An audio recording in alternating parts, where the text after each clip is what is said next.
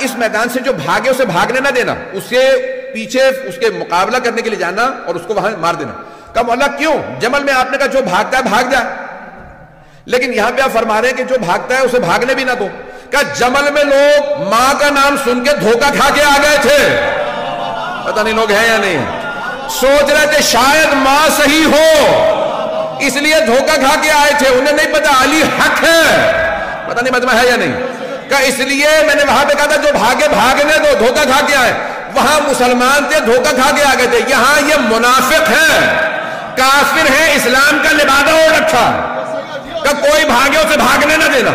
مولا نے ایک مرتبہ ذوالفقار کھینچی، اللہ اکبر کی صدا دی، گھوڑے کو ایڑ لگائی، مولا صفوں سے اپنے گھوڑے کو دوڑاتے رہتے تھے، جہاں سے گزرتے تھے سر ہی سر نظر آتے تھے۔ کسی نے سوال کیا یا علی تلوار چل نہیں رہی، سر پہ سر گر رہے ہیں؟ میں اپنے انداز سے جواب دے رہا ہوں، مولا کہیں گے میں ذوالفقار کو روک رہا ہوں، روک نہیں رہی ہے۔ کہ کن پہ لعنت ہو؟ جو امام حسین کے قتل میں آئے، جنہوں کے خلاف جاہدت الحسین، کبھی آپ نے غور کیا جنہوں نے مولا حسین کے خلاف جہاد کیا ان پہ لعنت ہو؟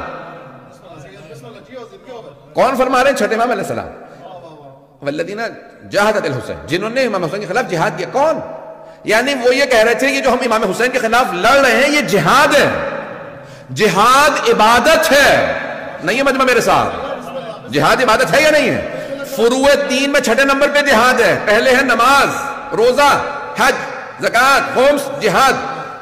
فروع دین میں واجب عبادت سمجھتے ہوئے قربتاً اللہ کی نیت سے کر سکتے ہیں، نماز اگر قربتاً اللہ نہ ہو تو قبول نہیں، روزہ قربتاً اللہ نہ ہو قبول نہیں، حج قربتاً اللہ نہ ہو قبول نہیں، خمس و زکوٰۃ قربتاً اللہ نہ ہو قبول، جہاد قربتاً اللہ نہ ہو قبول نہیں۔ پتہ نہیں مجمع ہے یا نہیں؟ اب وہ کہہ رہے تھے ہم جہاد کر رہے ہیں، جہاد کا مطلب ہوتا ہے یعنی ہم اللہ کی خاطر لڑنے آئے ہیں، پتہ نہیں لوگ ہیں یا نہیں۔ جو لوگ اہل بیت کو چھوڑ دیں، صرف قرآن قرآن قرآن کریں، وہ اہل بیت کے خلاف لڑیں گے اور سمجھیں گے جہاد ہو رہا ہے۔ چھٹے امام فرماتے ہیں جو حسین کے خلاف لڑے اور کہے یہ جہاد ہے اس پہ لعنت ہو، پتہ نہیں مجمع ہے یا نہیں ہے؟ بات پہنچ رہی ہے؟ یہ آج داعش کو دیکھ کے تعجب نہ کریں، آج طالبان کو یہ جو کہتے ہیں کہ ہم جا کے حرم گرا دیں گے، عزیزان گرامی یہ نیا موضوع نہیں ہے، میں تلخ باتیں کہہ رہا ہوں معذرت کے ساتھ۔ عزیزان گرامی آج بھی اگر ایسے ہوں کہ کہیں کہ ہمیں قرآن کافی ہے، وہ لازماً گمراہ ہوں گے، وہ لازماً اہل بیت کے مقابلے میں آ جائیں۔ اور انہوں نے کیا کیا جناب امیر کے خلاف؟ میں نے کل فضائل سنایا تھا، لیکن آج میں جو فضائل پیش کر رہا ہوں تھوڑی سی مختلف اینگل سے پیش کر رہا ہوں۔ جناب امیر کے خلاف انہوں نے بغاوت کا اعلان کر دیا اور نعرہ کیا بلند کیا؟ ان الحکم الا للہ، قرآن کی آیت، سورہ یوسف سے آیت لی اور کہا ان الحکم الا للہ، حکم حاکم حکومت کا حق صرف اللہ کو، یعنی کیا مطلب؟ علی ہمیں حاکم قبول نہیں۔ مولا سے کہا مولا وہ قرآن کی آیت پیش کر رہے ہیں آپ کے خلاف، ایسے سے بھی لوگ تھے بیچارے کہ مولا سے سوال کا جواب لینے آ رہے ہیں، مولا وہ آیت پڑھ رہے ہیں، تو مولا نے کیا فرمایا؟ کلمۃ حق یراد بہا الباطل، کلمہ حق بلند کر رہے ہیں لیکن مراد باطل لے رہے ہیں، قرآن حق ہے۔ پھر مولا نے فرمایا کہا کہ حکومت لابد من امیر، اللہ خود حکومت کرنے نہیں آئے گا، ایک انسان ہی حکومت کرے گا، چاہے تم اللہ عادل اما عادل اما فاسق، چاہے عادل کی حکومت ہو چاہے فاسق کی حکومت ہو۔ تم علی جیسے عادل کے نہیں مانو گے تو پھر معاویہ سے کسی اور آدمی کے مانو گے۔ عزیزان گرامی جناب امیر علیہ السلام نے وہاں پہ سٹینڈ لیا اور پھر آپ نے فرمایا یہ ایک ایسا فتنہ ہے جو میرے بعد بھی کوئی اس کے خلاف قیام نہیں کر سکے گا، میں ان کے خلاف قیام کروں گا۔ اور آپ نے قیام کیا اور آپ نے کہا کہ لشکر کشی کرو، ہم ان کا مقابلہ کریں گے۔ تھوڑی سی میں جنگ کو پیش کروں گا جناب امیر علیہ السلام کی، شاید تھوڑا سا ماحول بدل جائے کیونکہ میں تلخ و سخت باتیں کہہ رہا ہوں۔ یہ ہر دور میں انفارچونیٹلی افسوس کے ساتھ کہنا پڑتا ہے، یہ ہر دور میں ایسا آپ کو مل جائے گا کہ ایسے لوگ آج بھی داعش دیکھ لیں، ایسے بہت سے لوگ ہیں جو بغاوت کریں گے اور آخری زمانے میں بھی ایسا ہوگا، بعد میں امام خلاف بھی بہت سے کلمہ گو ہوں گے اور وہ یہ کہیں گے کہ ہم جہاد کر رہے ہیں معاذ اللہ۔ آج یہ لوگ مسجدوں میں امام بارگاہوں کے اندر آ کے بم رکھتے ہیں اور کہتے ہیں ہم جہاد کر رہے ہیں، اور چھٹے امام فرما گئے کہ ایسے جہاد کرنے والوں پہ بھی لعنت ہو۔ آئیں ذرا چلیے گا میرے ساتھ عزیزان گرامی، زیادہ تلخ تو نہیں ہو رہا ہوں، 5 سے 10 منٹ کی زحمت دوں گا بس۔ عزیزان گرامی مولا کائنات نے ایک مرتبہ ان کے خلاف جنگ کا اعلان کیا، اس کو جنگ کو کہا جاتا ہے نہروان، اور مولا کے چاہنے والے تھے حضرت عبداللہ ابن خباب ابن ارت۔ میں نے کسی مقام پہ بیان کیا تھا، یہاں نہیں پڑھا کبھی بلکہ زیارات پہ ہی پڑھا۔ وہ ان کی اہلیہ جو ہیں وہ حاملہ تھیں اور وہ ان کو لے کے آ رہے تھے کوفے وضع حمل کے لیے. راستے میں خوارج نے روک لیا. لمبی لمبی داڑیاں، سجدوں کے نشان، قاری قرآن، سب تلاوت کر رہے تھے. اتنے مقدس ظاہری طور پہ کہ ان میں سے ایک آدمی نے کھجور زمین سے اٹھا لیا کہ گرا ہوا کھجور ہے، منہ میں رکھا. دوسرے نے کہا تمہیں پتا یہ باغ کس کا ہے؟ کہا نہیں. کہا تم نے بغیر اجازت کے تم نے کھجور کھا لیا؟ اس نے واپس نکال کے وہیں زمین پہ رکھ دیا. کہا پروردگارا مجھے معاف کر دے، میں نے کھجور بغیر مالک کے پوچھے کھا لیا تھا، مجھے معاف کر دے.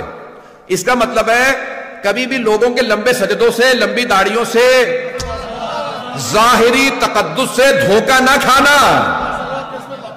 اگر اہل بیت کو نہیں مانتے تو جتنا مرضی اپنے آپ کو مقدس دکھاتا رہے، وہ پھر بھی فاسق ہے. پتہ نہیں بات پہنچ رہی نہیں پہنچ رہی. اب کیا کیا اس نے کھجور واپس رکھ دیا. اس نے کہا یہ کھجور میں نے بغیر پروردگارا مجھے معاف کر دے، یہ کھجور میں نے اٹھا لیا تھا. اتنے میں حضرت عبداللہ ابن خباب ابن علت آ رہے ہیں اپنی زوجہ کے ساتھ. اپنی زوجہ کو انہوں نے سوار کرا رکھا ہے خچر کے اوپر اور لے کے جا رہے ہیں کوفے. انہوں نے روکا، کہا بھی بتاؤ تم علی کے چاہنے والے ہو، علی کے ساتھ ہو یا ہمارے ساتھ؟ اب اس نے کہا کہ نہیں میں علی کے ساتھ نہیں ہوں. حضرت وہ شان چاہنے والے تھے. اب وہ بہرحال اب بیچاری ان کی زوجہ بھی اور وہ بھی دونوں شیعہ عجیب و غریب کیفیت. تو کہا کہ بھئی میں کوفے جا رہا ہوں، مجھے کیا مطلب ہے آپ کی کوئی سیاسی کو معاملہ ہوگا. کہا نہیں آپ تم بتاؤ کہ تم علی کے چاہنے والے ہو یا نہیں. انہوں نے کہا نہیں میں علی کے چاہنے والا نہیں. تقیہ میں انہوں نے کہا میں تقیہ میں چاہنے والا نہیں ہوں. انہوں نے کہا اچھا اگر تم علی کو نہیں چاہتے تو پھر معاذ اللہ استغفر اللہ تعالی علی پہ لعنت کرو. اس نے کہا مانتا نہیں ہوں لیکن لعنت نہیں کروں گا. میں لعنت نہیں کروں گا. کہا کیوں؟ اگر نہیں مانتے تو پھر کہا نہیں وہ داماد پیغمبر تو ہے. اب وہ بہرحال سمجھ گئے. انہوں نے کہا نہیں یہ شیعہ یہ چھپا رہا. انہوں نے کہا کہ نہیں تم لعنت کر. نہیں بیوی سے کہو نہیں. انہوں نے کہا ٹھیک ہے ان کو قتل کر دو. انہوں نے ان کا سر کاٹا اور زمین پہ رکھا. پھر ان کی اہلیہ سے کہا. انہوں نے کہا نہیں میں بھی ماننے والی نہیں. انہوں نے ان کو مارا، پھر ان کا شکم چاک کیا اور بچے کو نکالا، بچے کا گلا کاٹا اور ان کے باپ کے ساتھ رکھا. کہا کیوں؟ کہا کہ یہ شیعہ ہیں. عزیزان گرامی یہ آپ یہ آج نہ سوچیں. بہت سے ہمارے اپنے شیعہ کہنے لگ گئے تھے شاید کربلا میں اور ائمہ علیہ السلام پہ اتنے مظالم نہ ہوئے ہوں، اتنے مصائب نہ ہوئے ہوں. جب آج لوگوں نے داعش کو دیکھا تو پھر مانا ہاں اتنے مظالم ہوئے ہوں. پتہ نہیں بات پہنچ رہی یا نہیں پہنچ رہی. عزیزان گرامی انہوں نے اتنا مولا علی علیہ السلام نے ان کا ذکر کیا. پھر حضرت کمیل کی جہاں پہ قبر ہے آج وہاں پہ ان کو دفنایا گیا لا کے. عزیزان گرامی یہ تھا وہ طبقہ جو مولا کے خلاف کہہ رہا تھا ہم جہاد کرنے جا رہے ہیں کیونکہ معاذ اللہ استغفر اللہ رب اللہ جسے رسول خدا فرما کے جا رہے ہیں یہ کل ایمان ہے. وہ کہہ رہے ہیں یہ کافر ہوگا معاذ اللہ. یہ بتانا کیوں ضروری ہے؟ تاکہ آپ لوگ اویئر رہیں کہ تاریخ اتنی تلخ ہے اور آپ کو پتہ ہو کہ ہم اگر کسی پہ تبرہ کر رہے ہیں یا ہمارے بہت سے برادر ہیں سن رہے ہیں تو وہ پوچھتے ہیں کہ نہیں کیوں آج اب گزر گیا معاملہ. تلک امۃ قد خلت. ایک صاحب نے مجھے آیت بھی سنائی. انہوں نے کہا میں حافظ قرآن ہوں مولانا، میں آپ کو بہت زیادہ شوق سے سنتا ہوں. تو انہوں نے مجھے آیت سنا بیچارے نے، بڑی محبت میں سنائی. میں بھی سن رہے ہوں گے، ابھی بھی سن رہے ہوں گے. میں یعنی مجھے ان سے کوئی دشمنی نہیں ہے. تو ان کا آیت ہے تلک امۃ قد خلت لہا ما کسبت ولکم ما کسبتم. وہ ایک امت تھی، وہ خلق کی گئی، ان کا حساب ان کے ساتھ، آپ کا حساب آپ کے ساتھ. ان کو بھلا دیں. ایسے معاملات کو بھلایا نہیں جا سکتا. جو اہل بیت پہ سمجھوتا کر لے، کمپرومائز کر لے، یقین مانیے اس کا ایمان ضائع ہو گیا. عزیزان گرامی ہم کمپرومائز نہیں کر سکتے اہل بیت کے دشمنوں پہ، نہ اہل بیت علیہ السلام. ہمارا کوئی کمپرومائز نہیں. میں انشاءاللہ فضائل کر پیش کروں گا لیکن آج سن لیجیے چند جملے. اب کیا ہوا؟ لشکر آ گیا نہروان کے مقام پہ، بہت بڑا لشکر، 10,000 سپر کا لشکر. مولا نے کہا کہ ان کے 10 افراد بھی نہیں بچیں گے اور میرے 10 افراد بھی شہید نہیں ہوں گے. اور حضرت جندب مولا کے چاہنے والوں میں ہیں، عاشقوں میں سے. تو مولا فجر کے بعد ہیں باہر نکلے اپنے خیمے سے. تو مولا نے کہا جندب کہاں؟ کہ مولا آپ کے دشمن بہت زیادہ ہیں. کہا نہیں جندب رک جاؤ، مجھے تمہاری حفاظت کی ضرورت نہیں ہے. میں ہوتا تو میں حضرت جندب کی خدمت میں عرض کرتا یہ مولائے کائنات ہے، یہ مشکل کشا ہے. اب بہرحال عزیزان گرامی مولا کچھ فاصلے سے واپس آئے. اس کے بعد کہا کہ جندب کیا دیکھ رہے ہو؟ کہا مولا زمین پہ دیکھ رہا ہوں چونٹیوں کی اتنی تعداد ہے کہ کون ان کی تعداد کو جانتا ہوگا، یہ سوچ رہا تھا کہ مولا ان کی تعداد کو کون جانتا ہوگا اتنی کم. جندب تمہارے مولانا صرف یہ کہ ان کی تعداد کو جانتے ہیں، میں یہ بھی بتا سکتا ہوں ان میں نر کتنے ہیں مادہ کتنی ہے.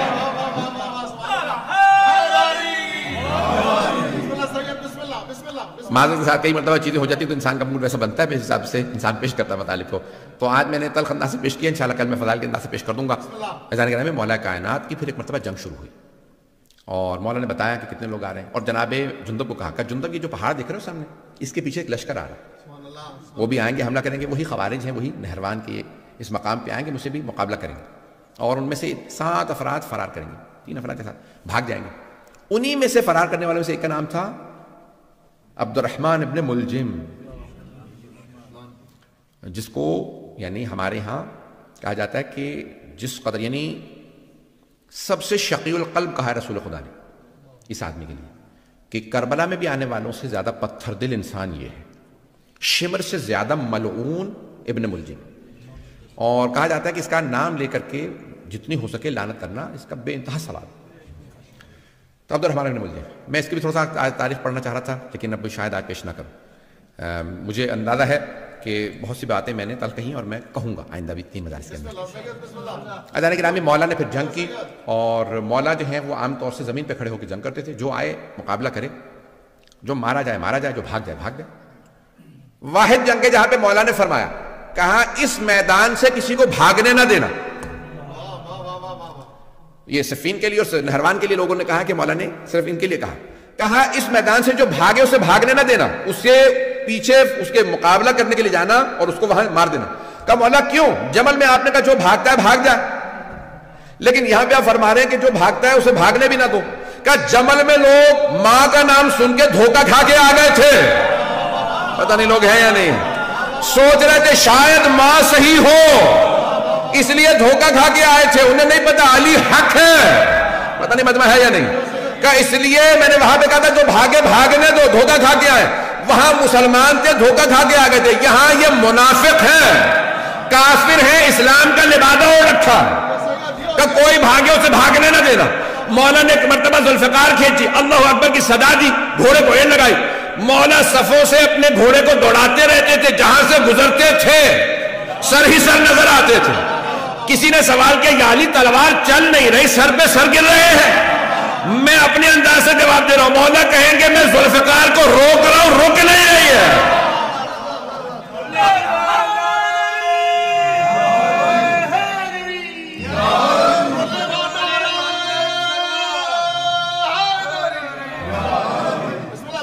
فضائل انشاءاللہ کل.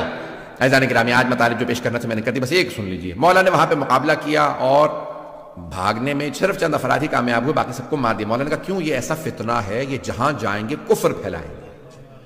اگر وہ چند افراد بھی جو بچے تھے آج اگر آپ کو داعش نظر آ رہے ہیں تو سمجھ لیں انہی کی تبلیغ کا اثر ہے.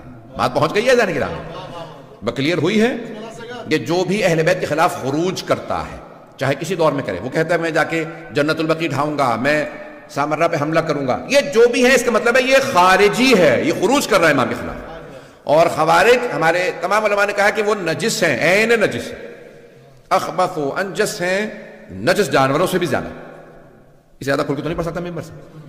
اور جو اہل بیت عزیزان گرامی، آپ سن لیجیے عبد الرحمن ابن ملجم کون ہے. اگر چاہیں تو آج پڑھوں نہیں تو چھوڑ دوں،